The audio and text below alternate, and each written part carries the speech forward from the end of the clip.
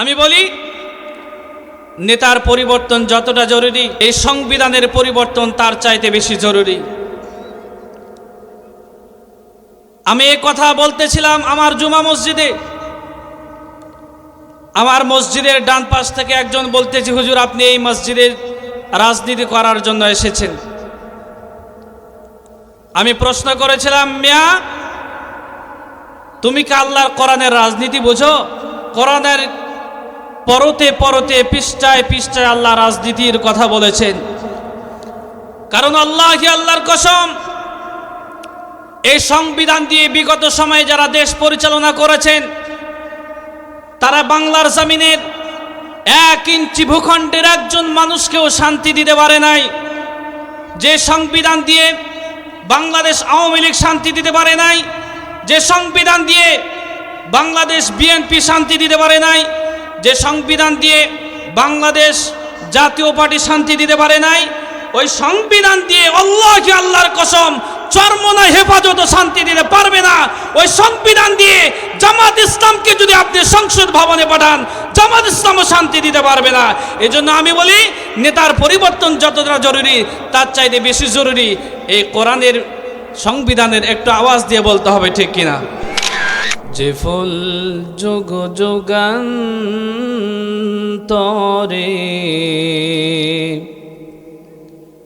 খুশবু ছড়াই, যে ফুল যুগ যুগান্তরে খুশবু ছড়াই, এঁকেছি সে ফুল মোরা, এঁকেছি সে ফুল মোরা মনেরি কাবাই, যে ফুল যুগ যুগান্তরে খুশবু ছড়াই। আলহামদুলিল্লাহ। নূরে মদিনা একতা সংঘ, শাহজাহানপুর মেডিকেল বোর্ড, ভদ্রপাড়া যুব সমাজ কর্তৃক আয়োজিত ৪র্থ বার্ষিকী 2 দিনব্যাপী ঐতিহাসিক তাফসিরুল কোরআন মাহফিল সম্মানিত সভাপতি জনাব হযরত মাওলানা মোহাম্মদ সাবের আলী সাহেব, সেক্রেটারি ওলামা পরিষদ চাঁপাইনবাবগঞ্জ, হায়াতে তয়্যিবা সিহাদি কুল্লিয়া কামনা করছি, আল্লাহ তুমি দান করো। সবাই বলেন আল্লাহুম্মা আমিন। ওনার উপরে কি আপনাদের রাগারাগি আছে নাকি? আর একটু জোরে বলি আল্লাহুম্মা আমিন। প্রধান অতিথি জনাব মোহাম্মদ তরিকুল ইসলাম, চেয়ারম্যান 10 নম্বর শাহজাহানপুর ইউনিয়ন পরিষদ। আবহমান কাল থেকে আল্লাহ পাক এই কোরআন হাকিম যেই দিন অবতীর্ণ করলেন সেই দিন থেকে কোরআনের বিরুদ্ধে চক্রান্ত আর ষড়যন্ত্র কম না বেশি? আর একটু আওয়াজ দিয়ে বলতে হবে, ষড়যন্ত্র আর চক্রান্ত কম না বেশি? অতীতে চক্রান্ত আর ষড়যন্ত্র হয়েছে, বর্তমানে আল্লাহর কোরআনের বিরুদ্ধে চক্রান্ত আর ষড়যন্ত্র আছে না নাই? ষড়যন্ত্র শুরু হয়েছে ১৫০০ বছর পূর্বে। গারে হীরা থেকে এসেছে কোরআন নামক পরশ পাথর। কোরআন যেই দিন আল্লাহ পাক অবতীর্ণ করলেন সেই দিন থেকে কোরআনের বিরুদ্ধে চক্রান্ত আর ষড়যন্ত্র শুরু হয়েছে। আল্লাহ পাক বলেন, পৃথিবীর চক্রান্ত আর ষড়যন্ত্রকারীরা চক্রান্ত আর ষড়যন্ত্র করবে। আল্লাহর কোরআন ছিল, আর ভবিষ্যতে থাকবে। আল্লাহর কোরআন পৃথিবীর মানচিত্র থেকে নির্বাপিত করা যাবে না, করা যাবে না। একটু আওয়াজ দিয়ে বলতে হবে, ঠিক কিনা মুসলমান? আমি বলি নেতার পরিবর্তন যতটা জরুরি, আমার হাতে এই কিতাব, এই সংবিধানের পরিবর্তন তার চাইতে বেশি জরুরি। আমি এই কথা বলতেছিলাম আমার জুমা মসজিদে। আমার মসজিদের ডান পাশ থেকে একজন বলতেছে, হুজুর আপনি এই মসজিদের রাজনীতি করার জন্য এসেছেন। আমি প্রশ্ন করেছিলাম, মিয়া তুমি কি আল্লাহর কোরআনের রাজনীতি বোঝো? কোরআনের পরতে পরতে পৃষ্ঠায় পৃষ্ঠায় আল্লাহ রাজনীতির কথা বলেছেন। এই পৃথিবীর ঘুণে ধরা রাজনীতিবিদ যারা কোরআন জানে না, হাদিস জানে না, ইসলামী সাহিত্য জানে না, মানুষদেরকে বোকা বানায়া ধোঁকা দিয়ে রাজনীতির মঞ্চস্থ করেছে, মানুষদেরকে সারাটি জীবন ধোঁকা দিয়েছে। একটিবার আল্লাহর কোরআন সংসদে যায়, একটিবার আল্লাহর কোরআন দ্বারা দেশ পরিচালিত হোক, কোনো রাজনীতিবিদ চায় নাই। একটু আওয়াজ দিয়ে বলতে হবে ঠিক কিনা? আগামীতে আল্লাহর কোরআন দ্বারাই বাংলার সংসদ ভবন পরিচালিত হবে, এটাকে আপনারা চান? আর একটু আসতে বলেন, কারা কারা চান না? একটু দুহাত তুলে আল্লাহকে দেখান। সভাপতি সাহেব যাক, হাত নামান। আপনাদের নিয়ত ভালো আছে, কিন্তু বুঝতে ভুল হয়েছে। নেতার পরিবর্তন যতটা জরুরি, সংবিধানের পরিবর্তন তার চাইতেও বেশি জরুরি। বাজান ঠিক আছে না? নেতার পরিবর্তন যতটা জরুরি, এই সংবিধানের পরিবর্তন তার চাইতে বেশি জরুরি। কারণ আল্লাহর কসম, এই সংবিধান দিয়ে বিগত সময়ে যারা দেশ পরিচালনা করেছেন, তারা বাংলার জমিনের 1 ইঞ্চি ভূখণ্ডের একজন মানুষকেও শান্তি দিতে পারে নাই। যে সংবিধান দিয়ে বাংলাদেশ আওয়ামী লীগ শান্তি দিতে পারে নাই, যে সংবিধান দিয়ে বাংলাদেশ বিএনপি শান্তি দিতে পারে নাই, যে সংবিধান দিয়ে বাংলাদেশ জাতীয় পার্টি শান্তি দিতে পারে নাই, ওই সংবিধান দিয়ে আল্লাহর কসম চরমনায় হেফাজত শান্তি দিতে পারবে না। ওই সংবিধান দিয়ে জামাত ইসলামকে যদি আপনি সংসদ ভবনে পাঠান, জামাত ইসলামও শান্তি দিতে পারবে না। এজন্য আমি বলি, নেতার পরিবর্তন যতটা জরুরি, তার চাইতে বেশি জরুরি এই কোরআনের সংবিধানের। একটু আওয়াজ দিয়ে বলতে হবে ঠিক কিনা? এই কোরআন দিয়ে যদি আপনি সংবিধান পরিচালনা করেন, দেশ পরিচালনা করেন, দেশ সুন্দর হবে। এদেশের কোনো মা বোন লাঞ্ছিত, অপমানিত আর ধর্ষণের শিকার হবে না। আপনাদের কাছে আমি জানতে চাই, আর একটি মাত্র প্রাসঙ্গিক কথা বলে আমি আমার আলোচনায় প্রবেশ করব ইনশাআল্লাহ। আমাদের প্রিয় মুফাসসির,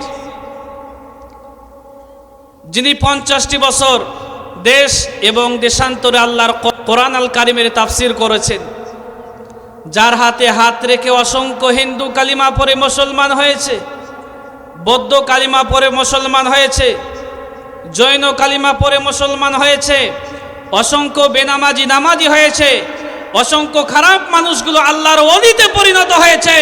বিগত সময়ে এমন একজন কোরআনের বুলবুল, কোরআনের পাখি, কোরআনের মুফাসসিরকে জেলখানার 4 দেয়ালে 13 বছর বন্দী করে মানবতার জীবন যাপন করতে হয়েছে। একটু আওয়াজ দিয়ে বলতে হবে ঠিক কিনা? প্রিয় ভাইরা আমার, শুধু এ পর্যন্ত শেষ নয়, জুডিশিয়াল কিলিংয়ের মাধ্যমে আমাদের প্রিয় মুফাসসিরকে দুনিয়া থেকে শেষ করে দেওয়া হয়েছে। আমাদের প্রিয় মুফাসসির একটা কথা বলেছিলেন, বাংলার জমিনে এমন একটি সময় অতিবাহিত হবে, এমন একটি সময় আসবে যেদিন বাংলার জমিন থেকে পালাবার জন্য তোমরা ইঁদুরের গর্ত খুঁজে পাবে না। একটু আওয়াজ দিয়ে বলতে হবে ঠিক কিনা? আল্লাহ রাব্বুল আমিন বলেন, وقال الذين كفروا لا تسمعوا لهذا القرآن والغوا فيه لعلكم تغلبون।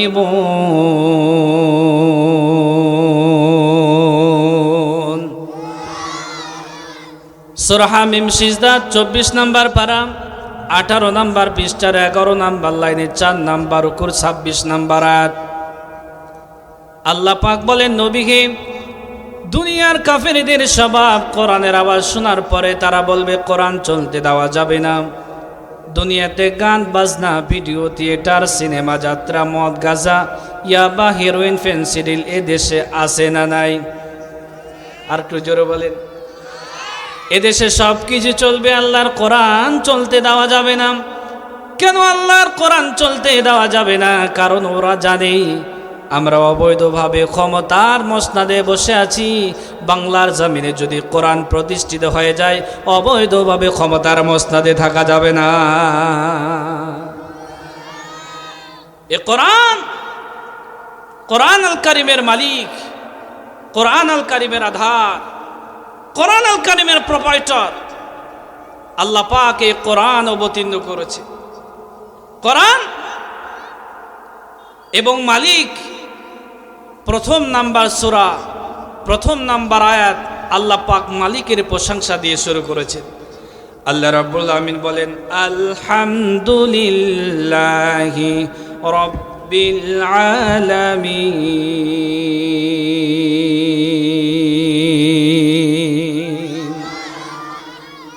আল্লাহ পাক বলছেন আলহামদুলিল্লাহি রাব্বিল আলামিন, সমস্ত প্রশংসা আল্লাহ রাব্বুল আলামিনের জন্য। আপনাদের কাছে আমি জানতে চাই, সমস্ত প্রশংসা কার জন্য? প্রশংসা হবে কার? আল্লাহ আমাদেরকে রিজিক দিয়েছেন, প্রশংসা হবে কার? সুন্দরী বউ দিয়েছেন, প্রশংসা হবে কার? ক্ষমতা দিয়েছেন, প্রশংসা হবে কার? এজন্য মালিকের দরবারে প্রশংসা আদায় করি, সবাই বলছি আলহামদুলিল্লাহ। আজকে আমার আলোচ্য বিষয় রিজিক বৃদ্ধির 7টি উপায়। এই পৃথিবীর মানুষ, আমরা দুই মুঠো ভাতের জন্য আমরা মারামারি করি, গণ্ডগোল করি, ভাইয়ের সঙ্গে জমি জায়গা নিয়ে আমরা বনিবনা করি, এমনকি আপন ভাইকে হত্যা পর্যন্ত করে জমি জায়গা নিয়ে, জমি জায়গার বিরোধের কারণে। এমন নজির আপনাদের অত্র অঞ্চলে আছে না নাই? আছে। শুধু আপনাদের অঞ্চলে নাই, সারা পৃথিবীর একই রীতিনীতি। 1 বিঘা জমি নিয়ে, 1 বিঘত জমি নিয়ে এদেশে মারামারি পর্যন্ত হয়। বাবাকেও খুন করে, মাকেও খুন করে, এমন নজির এদেশে আছে না নাই? আজকে এই 7টি আমল যদি আমরা করতে পারি, এই পৃথিবীর মানুষের জন্য রিজিকের আর কোনো অভাব থাকবে না ইনশাআল্লাহ। এই 7টি আমল শেষ পর্যন্ত আপনারা থাকবেন তো ইনশাআল্লাহ?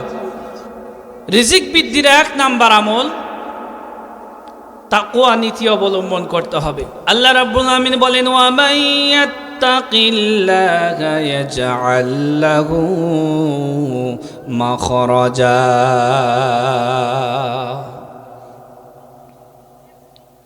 যে ব্যক্তি আল্লাহকে ভয় করবে, আল্লাহ পাক তার জন্য বাঁচার পথ বের করে দেবেন। আল্লাহ পাক বলেন, আমাকে যারা ভয় করবে, ভয় করার নীতি যারা অবলম্বন করবে, আল্লাহ পাক সকল প্রকার রিজিকের টেনশন দূর করে দেবেন। এই পৃথিবীতে মানুষের মৌলিক চাহিদা 5টি। কয়টি? 5টি। 1 নাম্বার খাদ্য, 2 নম্বরে বস্ত্র, 3 নম্বরে বাসস্থান, 4 নম্বরে শিক্ষা, 5 নম্বরে চিকিৎসা। এই 5টি একজন মানুষের মৌলিক চাহিদা। আল্লাহ পাক বলেন, বান্দা বান্দি যদি আমাকে ভয় করে, 5 প্রকার রিজিকের গ্যারান্টি আমি আল্লাহ নিজে দিয়ে দিব। এই পৃথিবীতে মানুষ ক্ষুধার সময় খেতে চায়, ভয়ের সময় নিরাপত্তা চায়। কেমন ভয়ের সময় নিরাপত্তা চাই, ক্ষুধার সময় কেমনে খেতে চাই? আল্লাহ রাব্বুল আমিন বলেন, ফালইয়াবুদু রাব্ব হাযাল বাইতিল্লাযী আত'আমাহুম মিন জু'ইন ওয়া আমানাহুম মিন খাউফ। আল্লাহ পাক বলেন, ফালইয়াবুদু রাব্ব হাযাল বাইত। সূরা কুরাইশের ভিতরে আল্লাহ পাক কি চমৎকার ভাবে বর্ণনা করেছেন, ফালইয়াবুদু, তোমরা সবাই ইবাদত করো, রাব্ব হাযাল বাইত, এই ঘরে রবের ইবাদত করো। ঘর মানে কাবা শরীফের রবের ইবাদত করো। তোমরা যদি কাবা শরীফের ঘরে রবের ইবাদত করো, তাহলে কি হবে? আল্লাযী আত'আমাহুম মিন জু', তাহলে তিনি ক্ষুধার সময় খেতে দেবেন। ওয়া আমানাহুম মিন খাউফ, আর ভয়ের সময় নিরাপত্তা প্রদান করবে। এই পৃথিবীর মানুষের 5টি মৌলিক চাহিদা, এর ভিতরে প্রধানত 2টি। 1 নম্বরে মানুষ ক্ষুধার সময় খেতে চায়, 2 নম্বরে মানুষ ভয়ের সময় নিরাপত্তা চায়। এই পৃথিবীতে দেখেন এত গন্ডগোল, এত মারামারি, এত হাইজাকার, এত লুটেরা, এই পৃথিবীতে এত অশান্তি, তার মূলে কারণ হচ্ছে 2টা। 1 নম্বরে পৃথিবীর মানুষ ভয়ের সময় নিরাপত্তা চায় আর ক্ষুধার সময় খেতে চায়। একটু আওয়াজ দিয়ে বলতে হবে ঠিক কিনা মুসলমান? আজ বাংলাদেশে অস্থিরতা চলতেছে, এপার বাংলা এবং ওপার বাংলা নিয়ে আমরা বারবার বিভিন্ন সময় দ্বিধা দ্বন্দ্ব নিয়ে ভুগতেছি। এ বাংলাদেশে এক হিন্দু সংগঠন ইসকনের নাম দিয়ে এক বাংলাদেশের ছোট্ট একটা ভূখণ্ডের এই লাল সবুজের পতাকাকে থাবা দিয়ে তারা ধরতে চায়। একটু আওয়াজ দিয়ে বলতে হবে ঠিক কিনা? আমরা স্বাধীন হয়েছি, আমরা পূর্ণাঙ্গ স্বাধীনতা লাভ করতে পারি নাই। আমরা স্বাধীন হব ওই দিন যেদিন আমরা ভারতের বিরুদ্ধে বৃদ্ধাঙ্গুলি দেখিয়ে বাংলার 18 কোটি মুসলমান দ্বিতীয়বারের মতো স্বাধীন হতে পারবে। তখনই আমরা প্রকৃত স্বাধীনতা অর্জন করতে পারবো, নয়তো আমরা বাংলার মানুষ এখনো স্বাধীনতা অর্জন করতে পারি নাই। একটু আওয়াজ দিয়ে বলতে হবে ঠিক কিনা? বলা হচ্ছে এ বাংলার জমিনে সংখ্যালঘু যারা আছে তারা নির্যাতনের শিকার। আমি বলতে চাই, এ বাংলাদেশে কোনো হিন্দু কি নির্যাতনের শিকার হয়েছে? আপনাদের এই অত্র অঞ্চলে, এলাকার নাম কি জানো? শাহজাহানপুর, নরেন্দ্রপুর। আপনাদের অত্র অঞ্চলে হিন্দু ভাইরা কি নির্যাতনের শিকার হয়েছে? বৌদ্ধ ভাইরা নির্যাতনের শিকার হয়েছে? অন্য কোনো ধর্মের ভাইরা কি নির্যাতনের শিকার হয়েছে? এ বাংলাদেশে যত ধর্ম বর্ণের মানুষ আছে, আমরা আমাদের বাংলার জমিনে তাদেরকে আমরা সর্বাত্মক নিরাপত্তার সঙ্গে বসবাসের ব্যবস্থা করে দিয়েছি। এরপরও তো আমরা ওপার বাংলা থেকে এই ছোট্ট একটা ভূখণ্ডের লাল সবুজের পতাকার ওপর প্রসাব করে বাংলার জমিনকে তোমরা বারবার ভাসিয়ে দিতে চাচ্ছ। আমরা বলতে চাই, তোমাদের জনসংখ্যা বেশি হতে পারে, তোমাদের পিপুল বেশি হতে পারে, তোমাদের আর্মি, বিডিআর, চিতার, কোবরা বেশি হতে পারে, তোমরা 120 কোটি জনসংখ্যা হতে পারো, কিন্তু তোমাদের চাইতে আমাদের একটা অস্ত্র বেশি বড়। ওই অস্ত্রের নাম কি বলেন তো একটু?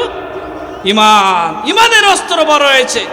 আমরা বলতে চাই, আমরা শান্তিতে বসবাস করতেছি এই সবুজ বাংলার এই পবিত্র এই ভূখণ্ডকে নিয়ে তোমরা যদি বারবার চক্রান্তর ষড়যন্ত্র করো, বাংলার 18 কোটি জনগণ তোমাদের বিরুদ্ধে যুদ্ধ ঘোষণা করবে, যুদ্ধ ঘোষণা করবে। একটা আওয়াজ দিয়ে বলতে হবে ঠিক কিনা মুসলমান?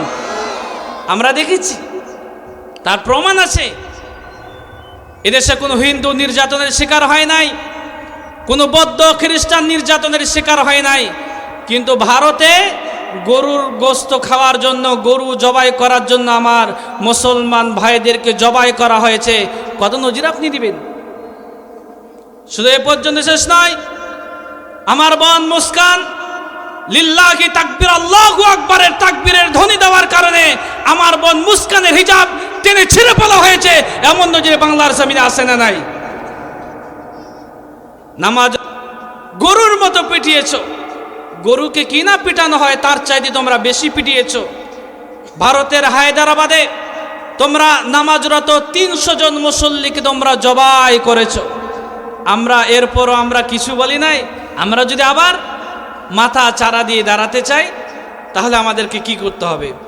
আল্লাহ রাব্বুল আমিন বলেন, فَلْيَعْبُدُوا رَبَّ هَذَا الْبَيْتِ الَّذِي أَطْعَمَهُم مِّن جُوعٍ وَآمَنَهُم مِّنْ خَوْفٍ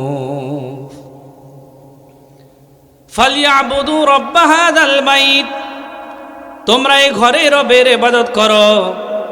যদি এই ঘরে রবের ইবাদত করতে পারো, তাহলে তোমাদের জন্য 2টি গ্যারান্টি আল্লাহ পাক দিয়েছেন। এক নম্বরে আল্লাযী আত'আমাহুম মিন জু', তিনি তোমাদেরকে ক্ষুধার সময় খেতে দেবেন। ওয়া আমানাহুম মিন খাউফ, আর ভয়ের সময় তিনি তোমাদেরকে নিরাপত্তা প্রদান করবেন।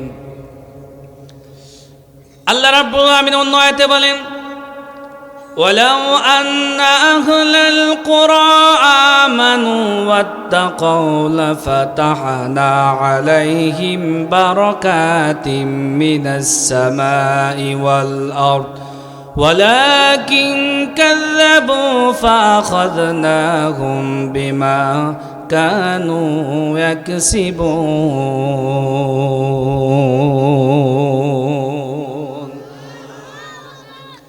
সূরা আরাফ 9 নম্বর পারা 2 নম্বর পৃষ্ঠা 2 নম্বর লাইনে 2 নম্বর রুকু 96 নম্বর আয়াত। আল্লাহ পাক বলেন, ওয়ালাউ আন্না আহলাল কুরা, দেশের মানুষ, এলাকার মানুষ, গ্রামের মানুষ আর শহরের মানুষ, তোমরা যদি দুইটি কন্ডিশন মেনে নিতে পারো। এক নম্বরে তোমরা যদি আল্লাহ রব্বুল আলামিনের উপর ঈমান আনয়ন করতে পারো। এক নম্বর কন্ডিশন কি? জোরে বল, এক নম্বর কন্ডিশন কি? এক নম্বরে তোমরা যদি ঈমান আনয়ন করতে পারো। 2 নম্বরে ওয়াত্তাকাউ, ঈমানের দাবি অনুযায়ী তোমরা যদি আল্লাহকে ভয় করো। 2টি কন্ডিশন তোমরা যদি মেনে নিতে পারো। লাফাতাহানা, সুপারলিটিভ ডিগ্রি আল্লাহ ব্যবহার করেছেন। অবশ্যই অবশ্যই আল্লাহ রব্বুল আলামিন 2টি কন্ডিশন মেনে নেওয়ার কারণে আসমান জমিনের সমস্ত বরকতের দরওয়াজাগুলো আল্লাহ পাক তোমার আমার জন্য ওপেন করে দিবে। সব বরকতের দরওয়াজাগুলো আল্লাহ পাক ওপেন করে দিবেন। আজ পরিতাপের বিষয়, এ বাংলাদেশে আমাদের ঈমান যতটুকু আছে শিরকের অভাব নাই। আজ এ বাংলার জমিনে নামে বেনামে খানকা খুলে মানুষদেরকে শিরকের ভিতরে মুবতলা করা হচ্ছে। একটু আওয়াজ দিয়ে বলতে হবে ঠিক কিনা? আমি বেশ কয়েকদিন আগে সিলেট সফর করেছি। আমি ভাবলাম অনেক দিন পরে এসেছি শাহজালাল রহমাতুল্লাহি আলাইহির এই পণ্যভূমি সিলেট। চলে গেলাম শাহজালাল রহমাতুল্লাহি আলাইহির মাজারে গিয়ে একটু দোয়া করব। ভাবলাম মাঝে মধ্যেই তো এই তাফসিরুল কোরআন মাহফিলের সফরের কারণে মাঝে মধ্যেই সিলেট যেতে হয়। ভাবলাম যখন এসেছি একটা ছবি তুলে রাখি। মাজারের খাদেম বলতেছে এখানে মোবাইল ব্যবহার করা যাবে না, মোবাইল বের করা নিষেধ। এরপরও আমি ভাবলাম দীর্ঘদিন পরে এসেছি, যেভাবেই হোক একটা স্মৃতি তুলে নেওয়া দরকার। যাই হোক, মোবাইল বের করে একটা ছবি তুললাম। ছবি তুলে চলে গেলাম শাহজালাল রহমাতুল্লাহি আলাইহির মাজারের একেবারে কাছাকাছি।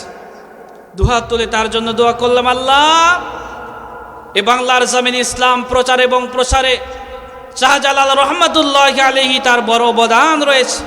তারা ছিল আসল পীর, তারা ছিল খানকার পীর আর ময়দানের পীর। একটা আওয়াজ দিয়ে বলতে হবে ঠিক কিনা? আরে বাংলার জমিনে এমন পীর আছে, এমন ক্ষীর আছে, এমন বাবা আছে, শিকল বাবা, ল্যাংটা বাবা, যারা বছরে একদিনও গোসল করার প্রয়োজন হয় না। ওরা নাকি আপনার আমার জন্য বড় পীর। আল্লাহকে আল্লাহর কসম, ওই শিকল বাবা আর ওই পীর সাহেব আপনাকে কিচ্ছু দিতে পারবে না। যদি দিতে পারেন একজনই দিতে পারবেন, ওই রবের নামটা যেন কি? আমি দোয়া করতেছি, এমন সময় আমার সামনের থেকে এক যুবক কর করে 1000 টাকা নোট শাহজালাল রহমাতুল্লাহি আলাইহির মাথার সামনে ছুঁড়ে মারলেন। মাজারের খাদেম ডাক দিয়ে বলে, এই যুবক, মাজারে টাকা দিয়ে কি লাভ? এ টাকা যদি মাজারে ছুঁড়ে মারো তাহলে সবাই মিলে ভাগ করে খাবে, আর যদি আমার হাতে দাও তাহলে সরাসরি যাবে পকেটে, ঠিক কিনা? আজ বাংলার জমিনে নামে বেনামে খানকা খুলে মানুষদেরকে শিরকের ভিতরে মুবতলা করতেছে। ও পীর নিজেও জাহান্নামে যাচ্ছে, মুরিদদেরকে জাহান্নামে নেওয়ার ব্যবস্থা করতেছে। এমন পীরকে আপনাকে আমাকে বয়কট করতে হবে। একটু আওয়াজ দিয়ে বলতে হবে ঠিক কিনা? প্রিয় ভাইয়েরা আমার,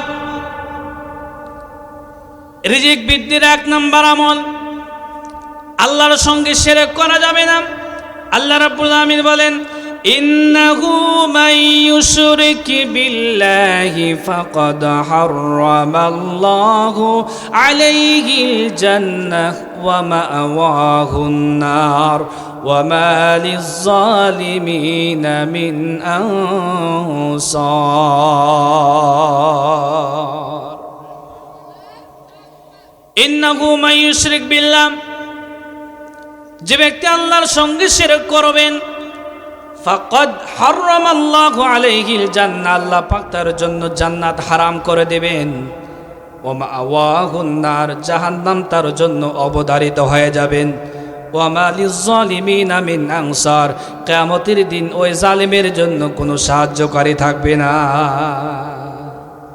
কিয়ামতের দিন যদি আপনার জন্য কোনো সাহায্যকারী না থাকে, আল্লাহ যদি আপনাকে সাহায্য না করে, রাসূল করিম সাল্লাল্লাহু আলাইহি ওয়াসাল্লাম যদি আপনাকে সাহায্য না করে, জাহান্নামে যাওয়া ছাড়া আপনার আমার কোনো উপায় থাকবে না।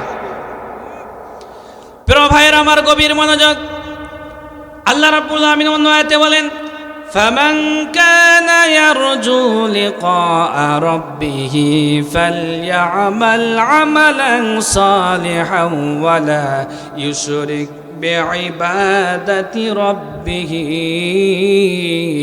আহাদা।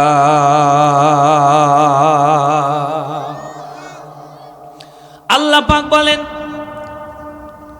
তোমাদের ভিতরে যে কেউ আমি আল্লাহর সঙ্গে সাক্ষাৎ করতে চাই, আমার সামনে যারা বসে আছেন শাহজাহানপুরবাসী, আপনাদের কাছে আমি জানতে চাই কিয়ামতের দিন আল্লাহর সঙ্গে দেখা করতে চান কি চান না? কারা কারা চান দুহাত তুলে আল্লাহকে দেখায় দেন। লিল্লাহি তাকবীর, হাত নামান। আমরা সবাই আল্লাহর সঙ্গে দেখা করতে চাই। কাল কিয়ামতের ময়দানে মুসিবতের সময় আপনাদের এলাকার কৃতি সন্তান হাফিজি মাদ্রাসার সম্মানিত হুজুর কি চমৎকার ভাবে পরকালীন জীবনের উপরে আলোচনা করেছেন। আপনি আমি আমরা যারা বসে আছি, কিয়ামতের ময়দানে আল্লাহ আপনার হাতে একটা আমলনামা ধরাই দিবেন। দুনিয়ার জীবনে 60 বছর, 70 বছর, 10 বছর, 100 বছর আপনি হায়াতে জীবন পেয়েছিলেন। কিয়ামতের ময়দানে আল্লাহ পাক 100 বছরের আমলনামা আপনার হাতে ধরাই দিবেন। আল্লাহ পাক বলবেন ইকরা কিতাবাকা কাফা বিনাফসিকাল ইয়াউমা আলাইকা হাসিবা। পড়ো এই কিতাবে আমলনামা, আজ তোমার হিসাব, তোমার আমলনামা নিজেই পড়তে তুমি নিজেই যথেষ্ট। কিয়ামতের ময়দানে আপনার আমলনামা দেওয়া হবে। আমলনামা উল্টাবেন, দেখবেন এই তো জেনার গুনাহ, এই তো ব্যভিচারের গুনাহ, এই তো দেশের টাকা আত্মসাৎ করে বিদেশের বেগম পাড়ায় বাড়ি বানিয়েছে এর গুনাহ। আপনাদের কাছে আমি জানতে চাই, এদেশের টাকা আত্মসাৎ করে বিদেশের বেগম পাড়ায় বাড়ি বানানো হয়েছে এমন নেতা খেতা আছে না নাই? এক দরবেশ বাবা, এই দরবেশ বাবা 36,000 কোটি টাকা আত্মসাৎ করে বিদেশে পাচার করেছে। আপনাদের কাছে আমি জানতে চাই, ওই দরবেশ বাবার চাইতে বড় রাঘবার বোয়ালে দেশে আছে না নাই?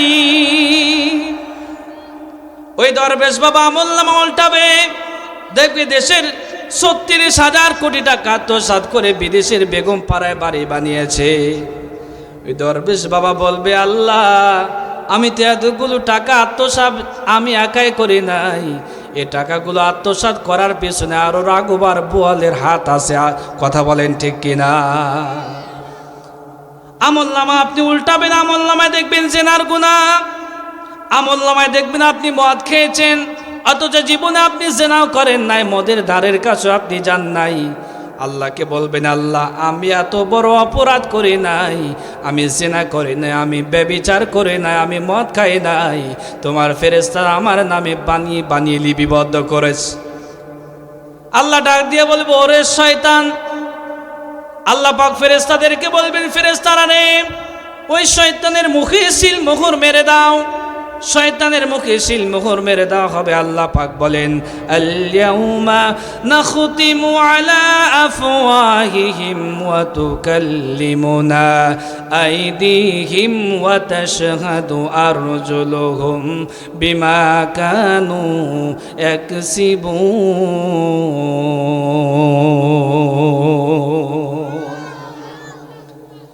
সূরা ইয়াসিন 23 নম্বর পারা 3 নম্বর পৃষ্ঠা 9 নম্বর লাইনে 9 নম্বর রুকুর 65 নম্বর আয়াত আল্লাহ পাক বলেন আলিয়াউম নাখতিমু আলা আফওয়াহিহিম ওয়া তুকাল্লিমুনা আইদিহিম ওয়া তাশহাদু আরজুলুহুম বিমা কানু ইয়াকসিবুন। কিয়ামতের ময়দানে আল্লাহ পাক আপনার মুখটা বন্ধ করে দেবে, মুখে সিল মোহর মেরে দেওয়া হবে, মুখ বন্ধ হয়ে যাবে। আপনার হাত আপনার বিরুদ্ধে সাক্ষী দেবে, আপনার মুখ আপনার বিরুদ্ধে সাক্ষী দেবে, আপনার অঙ্গ প্রত্যঙ্গ আপনার বিরুদ্ধে সাক্ষী দিবে, আপনার পা আপনার বিরুদ্ধে সাক্ষী দিবে। পা বলবে আল্লাহ পা দিয়ে হেঁটে হেঁটে মমতাজের যাত্রা পালায় গিয়েছে, ঠিক কিনা? আপনাদের কাছে আমি জানতে চাই, এলাকায় যাত্রা আছে না নাই? সিনেমা আছে না নাই? সিগারেট আছে না নাই? নারী ধর্ষণ আছে না নাই? তোমরা আলেমদেরকে ধর্ষণকারী বানিয়েছো, তোমরা আলেমদেরকে রাজাকার বানিয়েছো, তোমরা আলেমদেরকে দেশবিরোধী বানিয়েছো। আর আমরা দেখেছি তোমরাই বিগত সময়ে ধর্ষণে সেঞ্চুরি করেছো। প্রিয় ভাইয়েরা আমার, ওই হাজী সাহেব বলবে আল্লাহ আমি তো জীবনে একবারের জন্য জিনা করি নাই। আল্লাহ রাব্বুল আমিন বলবেন মাইয়াশফা শাফাআতান হাসানাতান ইয়াকুল লাহু নাসীবুম মিনহা ওয়া মাইয়াশফা শাফাআতান সাইয়্যাতান ইয়াকুল লাহু কিফলুম মিনহা ওয়া কানা আল্লাহু আলা কুল্লি শাইইন মুকিতা। আল্লাহ পাক বলবেন মাইয়াশফা শাফাআতান হাসানাতান ইয়াকুল লাহু নাসীবুম মিনহা। ও বান্দারে, তুমি অপরাধ করে নাই, তুমি জিনা করো নাই, কিন্তু এমন একজন মানুষকে তুমি ভোট দিয়েছো, ফিঙ্গারপ্রিন্ট দিয়ে তুমি সিল গালা করে দিয়েছো, সিল মোহর দিয়েছো, সিল মেরে দিয়েছো। যে মানুষটা ক্ষমতার মস্তনে বসার পরে, সংসদ ভবনের সংবিধানে যাওয়ার পরে, সংসদ ভবনের চেয়ারে বসার পরে এলাকায় যাত্রাপালা দিয়েছে, এলাকায় মমতাজের কনসার্টগুলো ওপেন করে দিয়েছে, আল্লাহর কোরআনের তাফসিরগুলো 144 জারি করে বন্ধ করে দিয়েছে, ঠিক কিনা? আপনাদের কাছে আমি জানতে চাই, এদেশের যাত্রা প্যান্ডেলগুলোতে জিনার প্রচলন আছে না নাই? আর একটু জোরে বলেন, আর একটু আস্তে বলেন। কেমন জেনা হয়? হাতের জেনা, পায়ের জেনা, নাকের জেনা, নাবির জেনা, আর এদের হারবাল ছাড়া কোনো কাজই হয় না। একটু আওয়াজ দিয়ে বলতে হবে, ঠিক কিনা যুবকেরা? প্রিয় ভাইয়েরা আমার, এই জন্য আমি বলি আল্লাহর সঙ্গে শিরক করা যাবে না। কেন আল্লাহর সঙ্গে শিরক করা যাবে না? তিরমিজি শরীফের ছোট্ট একটা হাদিস আপনাদের সামনে আমি উপস্থাপনা করতে যাই। নবী করিম সাল্লাল্লাহু আলাইহি ওয়াসাল্লাম পাহাড়ি এলাকা দিয়ে হেঁটে যাচ্ছিলেন। এমন সময় পাহাড়ি এলাকা থেকে একটা উট বেরিয়ে এসে নবীজির কদমে সিজদা দিলেন। সাহাবীরা প্রশ্ন করলেন, ইয়া রাসূলুল্লাহ, ইয়া হাবিবাল্লাহ, ওটির কি সৌভাগ্য আপনার কদমে সিজদা দিয়ে ধন্য হয়ে গেল। আপনি যদি অনুমতি দেন তাহলে আমরাও আপনার কদমে সিজদা দিয়া ধন্য হতে চাই। নবীজি ডাক দিয়া বলেন, সাহাবীরা শুনে নাও, শুনে নাও, লা ইয়াসলুহু লিবাশারিন আন ইয়াসজুদা লিবাশারিন ওয়ালাউ সালাহা লিবাশারিন লা আমারতুল মারআতা আন তাসজুদা লিজাওজিহা। এই পৃথিবীতে মানুষ হয়ে কোনো মানুষকে সিজদা দেওয়া জায়েজ নাই, অনুমতি নেই। আমি নবী পৃথিবীতে মানুষ হয়ে কোনো মানুষকে যদি সিজদা দেওয়ার অনুমতি দিতাম, পৃথিবীর সমস্ত স্ত্রীদের বলতাম তারা যেন তাদের স্বামীর পায়ে সিজদা করে। আজ পরিতাপের বিষয়, দুঃখজনক বিষয় হলেও সত্য, এ বাংলাদেশের অপসংস্কৃতির আগ্রাসন হওয়ার কারণে এ বাংলাদেশে আজ মা বোনেরা স্বামীদেরকে শ্রদ্ধা সম্মান করে না। একটু আওয়াজ দিয়ে বলতে হবে, ঠিক কিনা? স্বামী বেচারা সারাদিন এতিমের মতো মাঠে ময়দানে কাজ করেছে, সন্ধ্যার সময় বাড়িতে এসে ডাক দিয়ে বলো, জানের বউ, প্রাণের বউ, এক গ্লাস পানি ঢেলে দাও। স্ত্রী ডাক দিয়ে বলে, পারলে ঢেলে খাও। পাশে স্টার জলসা জি বাংলা চলতেছে, একটু আওয়াজ দিয়ে বলেন, ঠিক কিনা? আর আপনারা মনে করতেছে আমার বউ বিয়ে করে নিয়ে এসেছি বলি সারা রাত সারা জীবন শুধু আমার ফাটা পায়ে তেল মালিশ করবে, আর আমরা নাক ডেকে ডেকে ঘুমাবো নাকি? সারা জীবন আপনার স্ত্রী আপনার ফাটাবায় তেল মালিশ করবে আর আপনি আরামে ঘুমাবেন না, এটাও হবে না।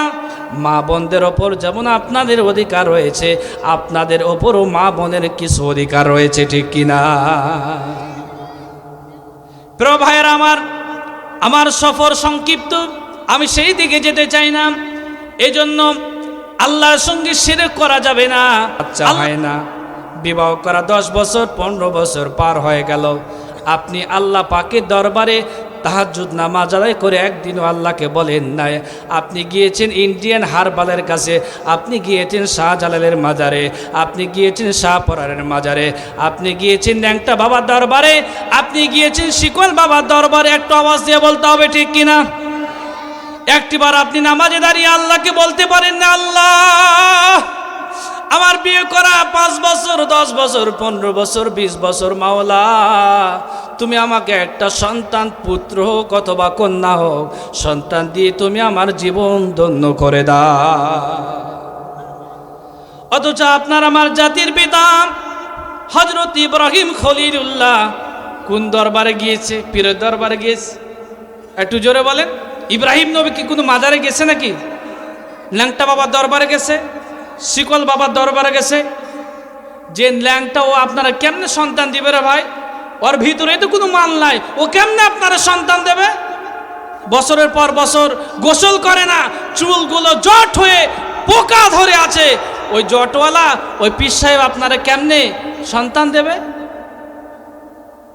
আপনি কেন পীরের পায়ে সিজদা দেন? মাজারে কেন মান্নাত করেন? কোনো মাজারওয়ালা আপনাকে সন্তান দিতে পারবে না। মাজারে যিনি ঘুমিয়ে আছে আপনাকে সন্তান দিতে পারবে না। কোনো জিন্দা পীর, কোনো মৃত্যু পীর আপনাকে সন্তান দিতে পারবে না। সন্তান দেওয়ার মালিক কে? আপনার আমার জাতির পিতা হযরত ইব্রাহিম খলিলুল্লাহ আলাইহিস সালাতু ওয়াস সালাম বিবাহ করা 1 নয় 2 নয় প্রায় 86 বছর পার হয়ে গেল। তাফসীর ইবনে কাসিরের বর্ণনা সূরা সফফাতের 101, 102, 103, 104 নম্বর আয়াতের ভিতরে এসেছে। বিবাহ করা 1 নয় 2 নয়। আপনার আমার বিবাহ করার পরে 5 বছর 10 বছর 15 বছর সন্তান না হলে আমি ধৈর্যচ্যুত হয়ে যাই, আল্লাহর কাছে অভিযোগ দেই, আল্লাহকে আমরা বারবার অভিযোগ দেই। অথচ আপনার আমার খলিল, আপনার আমার জাতির পিতা হযরত ইব্রাহিম আলাইহিস সালাম কোনো মাজারে যান নাই। গভীর রজনীতে সিজদায় পড়ে আল্লাহকে বলতেছে, আমার সঙ্গে সবাই বলুন, রব্বি হাবলি মিনাস সলিহিন। আল্লাহ রাব্বুল আলামিন ডাক দিয়ে বলে, খলিল,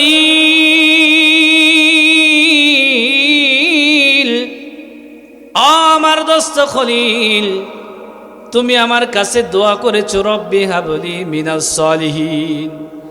ও আমার খলিল, আমি তোমার দোয়া কেমনে ফেরত দেই? আল্লাহ ডাক দিয়ে বলে, ফাবাশশারনাহু বিগুলামিন হালিম। খলিল রে, তুমি আমার কাছে দোয়া করেছ, তুমি আমার কাছে সন্তান চেয়েছো, হালিম সলিহিন সন্তান চেয়েছো। আল্লাহ ডাক দিয়ে বলে, ফাবাশশারনাহু বিগুলামিন হালিম, আমি আল্লাহ তোমার হালিম সন্তানের শুভ সংবাদ দিলাম। এবার সন্তান আপনি পেলেন, প্রশংসা করবেন কার বলেন তো? আর একটু জোরে বলতে হবে। আল্লাহ রাব্বুল আলামিনের প্রশংসা আদায় করবেন, কেমনে করবেন? আর আপনার আমার জাতির পিতা ইব্রাহিম খলিলুল্লাহ কেমনে আল্লাহ পাকের প্রশংসা আদায় করেছেন সন্তান পাওয়ার পরে? আল্লাহ পাক বলেন, আলহামদুলিল্লাহিল্লাযী ওয়াহাবালি আলাল কিবারি ইসমাঈল ওয়া ইসহাক। আল্লাহ রাব্বুল আলামিন অত্র আয়াতের ভিতরে হযরত ইব্রাহিম নবীর 2 জন সন্তান, একজন সন্তানের নাম ইসমাইল, আর একজন সন্তানের নাম ইসহাক। আল্লাহ রাব্বুল আলামিন অত্র আয়াতে 2 জন সন্তানের নাম ধরে বর্ণনা করেছে। একটু জোরে জোরে বলি সুবহানাল্লাহ। প্রিয় ভাইরা আমার, এ পর্যন্ত শেষ নয়। আল্লাহ রাব্বুল আলামিনের আরেকজন জলিলুল কদর পয়গম্বর, নামটা তার জাকারিয়া আলাইহিস সালাতু ওয়াস সালাম। 100 বছর পূর্ণ হয়ে গেল, স্ত্রীও বান্দা, তিনিও বান্দা। সন্তান কেমনে হবে? ডাক দিয়ে বলে, আল্লাহ, আয় আল্লাহ, আয় রব, আয় আমার মালিক, তোমার কাছে আমি দোয়া করি আমার পরবর্তী প্রজন্ম তোমার দ্বীনে হানিফ তাওহীদের দাওয়াত মিশন অব্যাহত রাখার জন্য তুমি আমার ঘরে একটা নবী দান করো। হযরতে জাকারিয়া আলাইহিস সালাম কেমনে দোয়া করলেন? আল্লাহ রাব্বুল আলামিন বলেন, ইয নাদা রাব্বাহু নিদাআন খাফিয়া। হযরতে জাকারিয়া আলাইহিস সালাম আল্লাহর কাছে গোপনে দোয়া করলেন। আপনি কি একদিন গোপনে আল্লাহর কাছে দোয়া করেছেন? ইয নাদা রাব্বাহু নিদাআন খাফিয়া।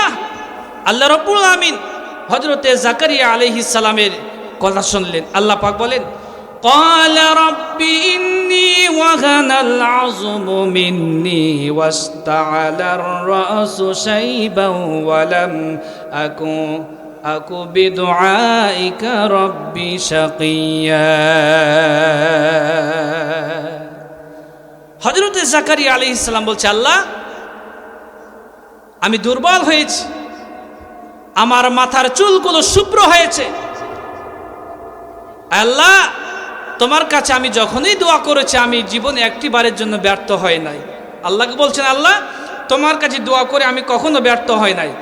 আল্লাহ রাব্বুল আলামিন বলেন, ওয়া ইন্নী খিফতুল মাওয়ালিয়া মিন ওয়ারাই ওয়া কানাত ইমরাতি আকিরান ফাহাবলি মিন লাদুনকা ওয়ালিয়া। আল্লাহ রাব্বুল আলামিন হযরতে জাকারিয়া আলাইহিস সালামকে সন্তানের শুভ সংবাদ দিলেন। জাকারিয়া ডাক দিয়ে বলে, আয় আল্লাহ আমার সন্তান কেমনে হবে? আমার স্ত্রীও বান্দা, আমিও বান্দা, 100 বছর পার হয়ে গেছে, সন্তান কেমনে হবে? আল্লাহ ডাক দিয়ে বলে, জাকারিয়া রে তুমি চুপ থাকো, আমি আল্লাহ যেমনে সন্তান দিতে চাই তেমনে হবে। একটু জোরে জোরে বলি সুবহানাল্লাহ। তাবুক যুদ্ধের দামামা বেজে গেল, রোমান বাইজেন্টাইনদের বিরুদ্ধে যুদ্ধ হবে। তদানীন্তন সময়ের সুপার পাওয়ার 3 লক্ষ, কোন বর্ণনা এসেছে 4 লক্ষ। নবীজি 30,000 সাহাবী নিয়োজিত করলেন। কয় হাজার? একটু জোরে বলেন। 30,000 সাহাবী নিয়োজিত করলেন। নবীজি তাবুক যুদ্ধের জন্য দান চাইলেন। মহিলারা গলার হার, কানের ফুল, নাকের দুল, যে যা পেরেছেন জিহাদের ময়দানে প্রাণ খুলে দান করেছেন। এই জিহাদের ময়দানে মা দানের বিষয়ে মা বোনের অবদান সব চাইতে বেশি, ঠিক কিনা? প্রিয় ভাইয়েরা আমার, সবাই দান করেছে, দানের স্তূপ জমা হয়ে গেল। নবীজি প্রশ্ন করলেন, সাহাবীরা রে তোমরা যে যা দান করেছো সবার দানের তুলনায় আল্লাহ পাক আবু বকরের দান বেশি পছন্দ করেছেন। সাহাবীদের মনের ভিতরে একটা কিউরিওসিটি জাগলো, কেমনে সম্ভব? মদিনার গরিব মানুষ আবু বকর কি দিয়েছে না দিয়েছে 1 নম্বরে চলে গেল। নবীজি ডাক দিয়ে বলে, উসমান রে তুমি জিহাদের ময়দানে কি দান করেছো আর পরিবারের জন্য কি রেখে এসেছো? হযরত উসমান রাদিয়াল্লাহু তাআলা আনহু ডাক দিয়ে বলে, ইয়া রাসূলুল্লাহ, ইয়া হাবিবাল্লাহ, এই তাবুকের ময়দানে 30,000 সৈন্য রিক্রুট করেছেন, নিয়োজিত করেছেন। এই 30,000 সাহাবীর থাকা খাওয়ার যাবতীয় ব্যবস্থা, অস্ত্র সুসজ্জিত যা কিছু লাগবে 30,000 সাহাবীর জন্য 30,000 ঘোড়া আমি উসমান নিজে দান করেছি। সুবহানাল্লাহ বলার দরকার নাই, আগামী কালকে বলিয়েন। আরো জোরে বলি সুবহানাল্লাহ, আরো জোরে বলি সুবহানাল্লাহ। হযরত উমরকে বলা হলো, উমর রে কি দান করেছো আর পরিবারের জন্য কি রেখে এসেছো? হযরত উমর ফারুক রাদিয়াল্লাহু তাআলা আনহু বলে, ইয়া রাসূলুল্লাহ, ইয়া হাবিবাল্লাহ, আমার যাবতীয় সম্পদ বলতে যা বোঝায় আমার জীবনের অর্ধেক সম্পদ আমি আমার রাসূলের কদমে দান করে দিয়েছি। একটু জোরে জোরে বলি সুবহানাল্লাহ। হযরতে আবু বকরকে প্রশ্ন করা হলো, আবু বকর তুমি জিহাদের ময়দানে কি দান করেছো আর পরিবারের জন্য কি রেখে এসেছো? হযরতে আবু বকর রাদিয়াল্লাহু তাআলা আনহু 2 চোখ ভরা পানি, ডাক দিয়ে বলে, ইয়া রাসূলুল্লাহ, ইয়া হাবিবাল্লাহ, আমার জীবনের যাবতীয় সম্পদ বলতে যা বোঝায় সবটুকু সম্পদ আমি আমার রাসূলের কদমে দান করে দিয়েছি। আমার বাড়িতে আল্লাহর রাসূল